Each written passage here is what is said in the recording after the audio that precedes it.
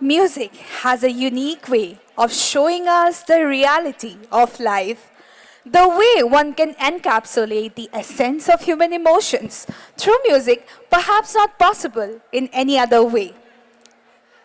আহকচোন আজিৰ এই সুন্দৰ সন্ধিয়াটিত আমাৰ জীৱনৰ বাস্তৱ ছবিখনৰ লগত সংগতি থকাৰ লগতে আমাৰ জীৱনৰ কঠিন সময়ত অনুপ্ৰেৰণা যোগাব পৰা এটি সুন্দৰ গীত উপভোগ কৰোঁ।